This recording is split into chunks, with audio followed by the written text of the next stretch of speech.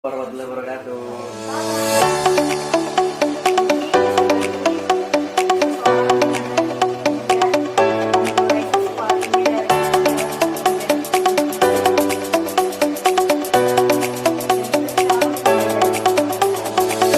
berujung sukses dari awal kecil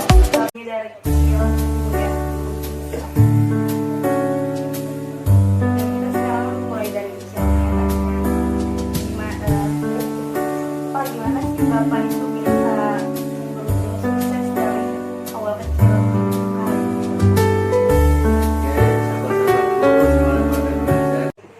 Halo guys, selamat pagi. Jadi hari ini kita tanya-tanya tentang gimana sih Gus Eko itu sebenarnya.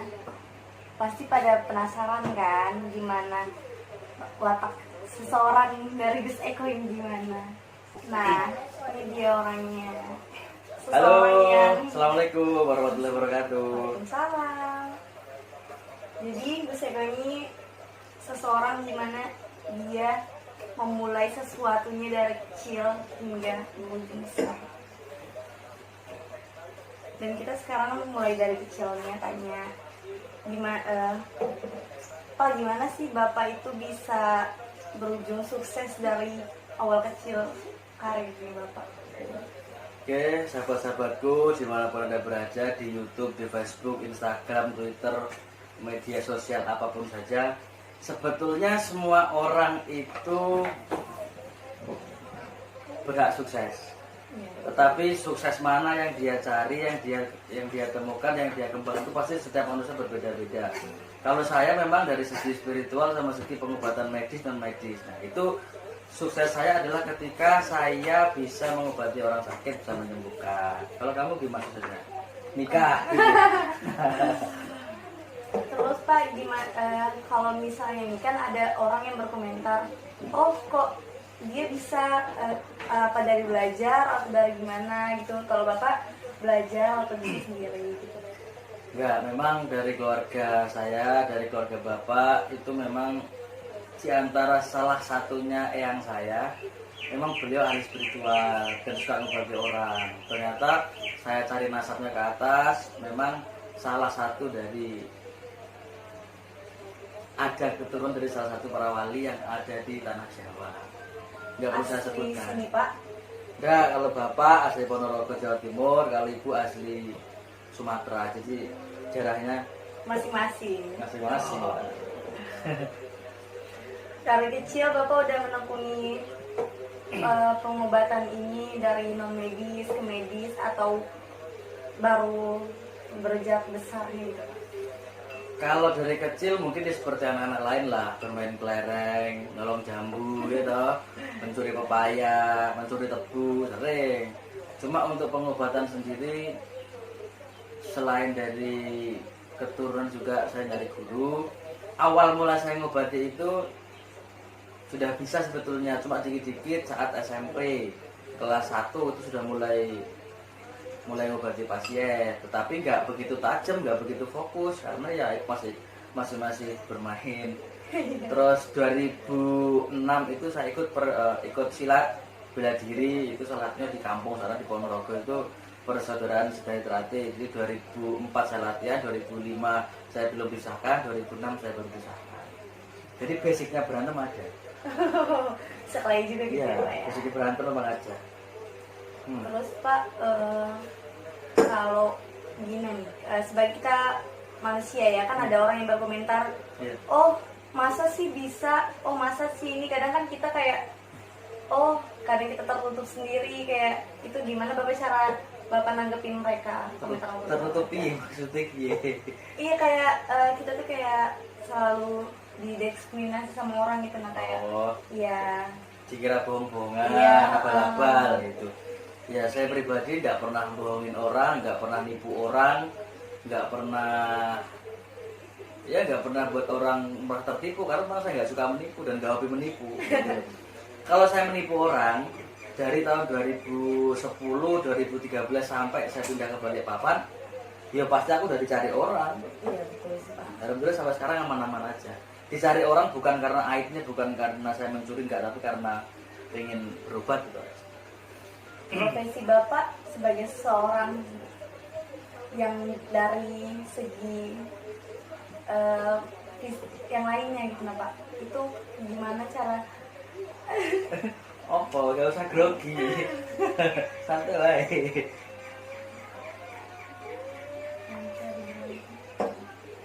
Anu Kak, apa? Nah, sebetulnya gini, ini termasuk pasien saya, Vinda. Termasuk pasien saya yang saya dulu obati di situ tuh dia muntah darah segala macam, sering dibawa kolong rumah ini, minggat terus kemana-mana. Ini dia nih, sering keluar masuk rumah sakit, mimisan. Nah ini dia anaknya. Jadi sebetulnya dunia pengobatan itu yang terbaik adalah pengobatan spiritual, medis dan medis. Kita juga alternatif juga ada, untuk pengobatan medis juga ada. Saya sendiri juga dulu sekolahnya di Jombang, kuliah kesehatannya di Stikes ISMI, Sekolah Tinggi Ilmu Kesehatan Insan Cendikia Medika Jombang di Mojosongo waktu itu. Nah, jadi saya juga ada basicnya kesehatan, jadi gampang. Kalau pasien tanya A, saya jawab A, B, saya jawab B. Kalau mau medis, ayo. Kalau mau non medis juga ayo. Wes, mau kemana tak aja. Sembarang wes. Pernah nggak sih Bapak ngobatin orang, terus Bapak tuh yang sakit atau Bapak yang misalnya nih, ada namanya kita pasien ya Pak ya. Kadang mereka ngeluh ke kita kayak, Pak saya dikirimin ini, Pak saya disantet itu. Kalau Bapak ngobatin mereka, ada yang nggak Bapak rasakan dari diri Bapak sendiri? Kalau saya selama ini ngobatin pasien kesantet, kena guna-guna, sihir segala macam, ya tentu saya pertama ya saya kembalikan lagi. Kalau kita sudah terjun ke dalam pengobatan tersebut, pasti banyak resiko yang akan kita dapat. Kalau saya pribadi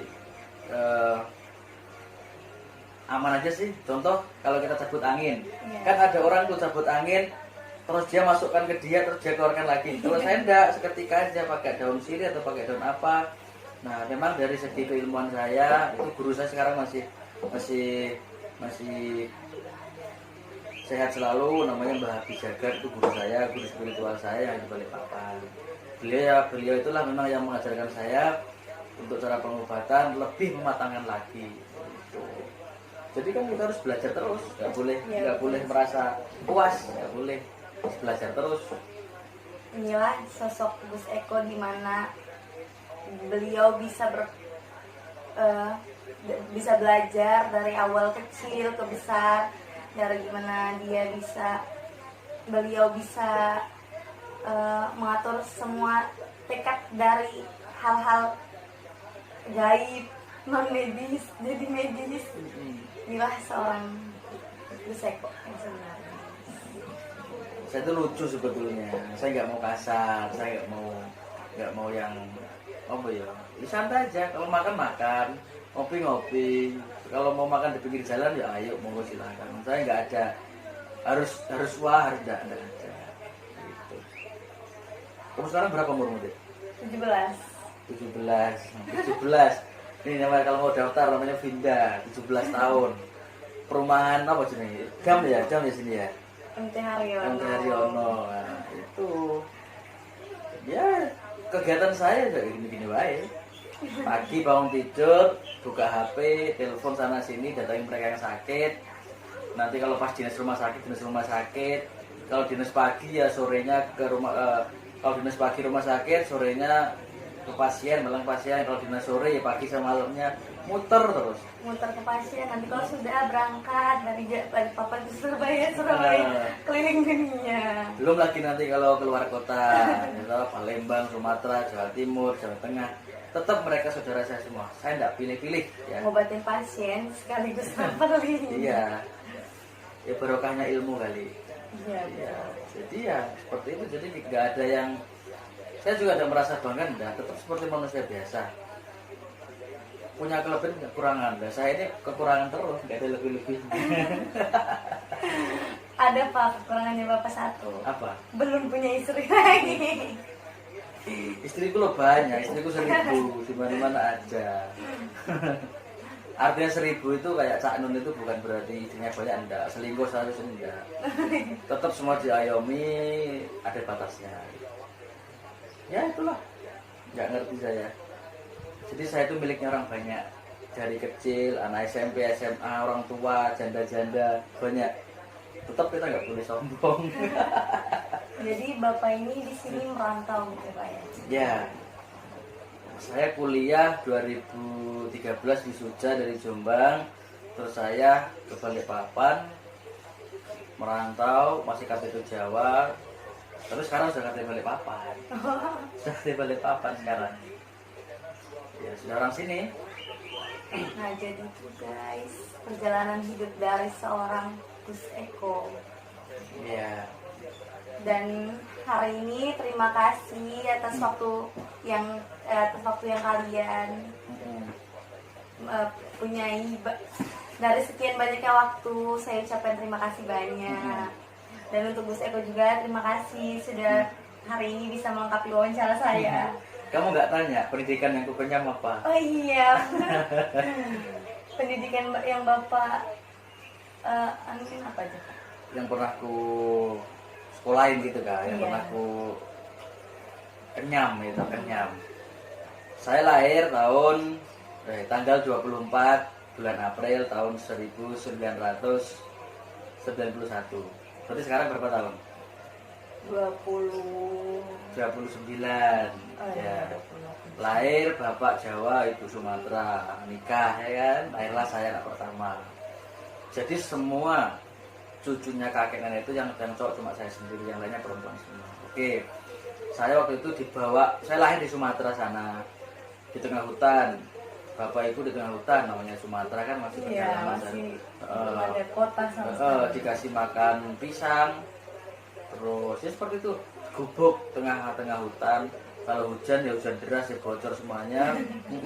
Habis itu seingat saya dibawa ke Surabaya sama bapak. Waktu itu masih TK saya. Dibawa ke Surabaya, tepatnya di daerah Kenjiran, Kapas Madya sana saya TK sampai kelas 2 SD, baru saya dipindah ke Ponorogo. Ikut nenek. Ya, jadi yang mengasuh saya itu juga nenek.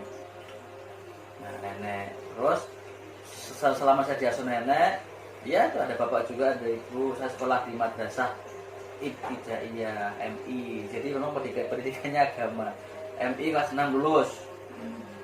Terus lanjut ke Madrasah Sanawiyah Negeri MTS Losari Jambon, Ponorogo sana. MTS lagi. Lulus 2006, saya pindah meneruskan lagi ke sekolahnya ke Madrasah Aliyah Negeri Al Mukarrom, Sumoroto Kauman, Ponorogo juga. Nah, sempat motor itu putus sekolah gara-gara nggak ada biaya waktu itu. Kelas 1 SMA 1 M Al Mukarrom masuk putus karena nggak ada biaya. Bapak ibu kerja di luar negeri. Waktu itu memang ada lagi krisis, kita nggak ada biaya, jadi saya nggak sekolah. Terus saya kebetulan menemukan seorang orang tua saya yang bapak angkat sama ibu angkat menyekolahkan saya. Jadi berjuang gitu Pak, iya ya? berjuang. Jadi kamu anak muda harus selalu berjuang. Pagi saya belanja ke pasar, ya toh, beli sayuran, kentang, wortel segala macam. Itu tak tulis semuanya itu, daging sekian, sayur sop sekian, itu tiap hari. Pulang nanti ngepel dulu, lap-lap meja segala macam, mandi baru berangkat sekolah. Pulangnya nanti sore ngepel terus tuh. Jadi yang mengarahkan saya sekolah medis adalah bapak dan ibu angkat saya, karena mereka orang medis. Oh, jadi karena ceritanya. mereka Iya. bapak itu ikut, bapak merantau, bapak ikut akhirnya pertama jendekan bapak ikut orang karena pendidikan bapak itu sempat putus. Iya. Bapak tapi di situ bapak tidak berputus asa. langsung Iyalah, kita nggak lanjut. boleh putus asa. Di situ bapak menemukan jati diri bapak yang sebenarnya. Ya, sampai sekarang masih mencari, belum menemukan, masih mencari. Masih mencari. Iya. Belum menjadi yang tepat. Tuh, jadi kuliah di Jombang, cari guru spiritual sana sini. Karena ada cerita menarik ya. Waktu itu saya dapat materi KDM. KDM itu adalah kebutuhan dasar manusia. Saya praktek pertama mahasiswa itu di Rumah Sakit Dr. Harjono Ponorogo. Kebetulan saya ditempatkan di UGD. dinas malam ada pasien datang kesurupan, lari semua gila.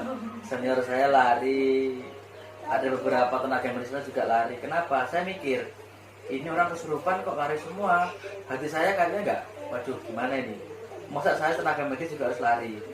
Akhirnya saya cari celahnya, saya cari ilmunya, yaitu motif atau alasan pertama kenapa saya menekuni dunia spiritual ya karena ada orang kesurupan, harus gimana caranya yang ngambil jinnya itu supaya cepat keluar gitu. Padahal kan misalnya mereka sakit ya Pak ya, kenapa bisa kesurupan? Karena kan sakit banyak, sakit batin sama lahir, gitu. Lahir batin, sakit jiwa, sakit raga, sakit rohani ya, kayak rohani sakit segala macam. Kalau sakit-sakit ya kayak sakit-sakit luar ya, batuk pilek, demam, mencret, gitu. Pernah mencret? Nah itu sakit-sakit luar. Kalau sakit dalam ya tekanan batin segala macam, kesurupan, santet, tenung. Kita nggak tahu juga gimana. Percaya nggak kalau orang kesurupan itu disuntik kebal ya? Karena saya pernah waktu itu kan pas lagi kesurupan, karena saya belum tak suntik itu jarumnya patah. Jarumnya patah karena kan dia kan ada energi gaib yang masuk ke dalam, iya yang dalam situ. Kalau sekarang udah bisa ya tinggal diselentik gini sudah. Sekarang tinggal diselentik gini sudah beres, selesai. Gitu.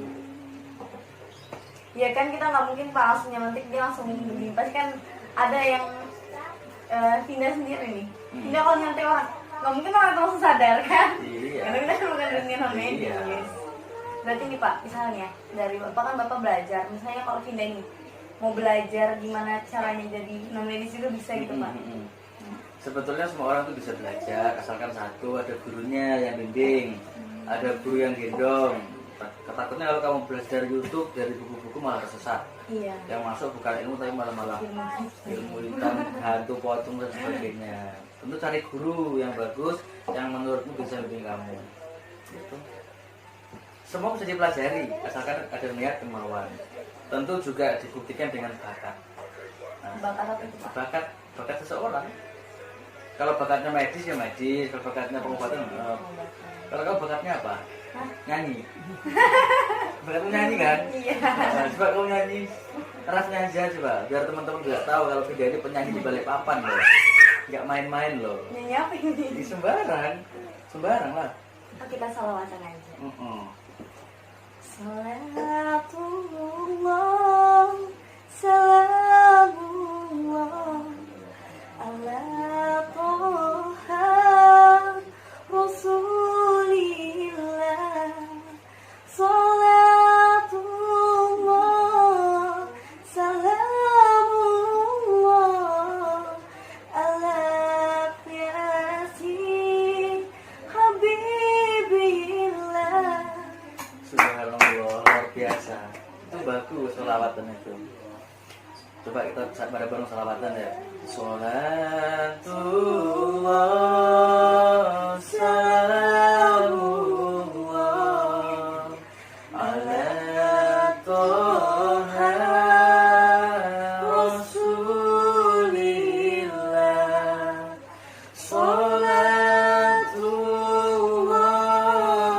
salamullah ala Yasin Habibillah. Tawassalna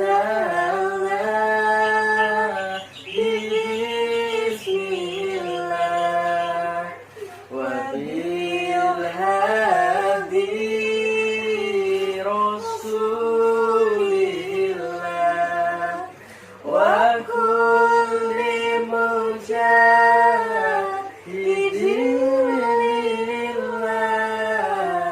bi ahlil badri ya Allah. Gimana? Adem. Adem banget. Pokoknya kalau habis selawatan pasti adem. Iya. Biar keluar semua tuh, hantu-hantunya semua. Itu teman-teman, jadi sampai sekarang itu seperti itu perjalanan saya. Kalau saya ada orang yang sakit, perempuan atau laki-laki, apapun agamanya, apapun sukunya, tetap saya terima dengan baik. Saya nggak beda-bedakan, entah itu apapun warna kulitmu, warna bajumu apa, tetap saya datangi. Apalagi orang sakit, apalagi orang yang lebih tua daripada saya, tetap saya hormat sama siapapun. Sampai sekarang saya tidak punya musuh. Alhamdulillah, semua saya datangi, minta restu, minta barokahnya, semoga niat baik saya ini diterima oleh masyarakat. Itu saja.